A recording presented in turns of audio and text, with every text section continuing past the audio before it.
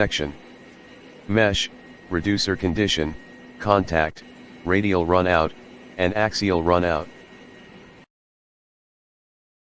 Inspection of gear drives. 1.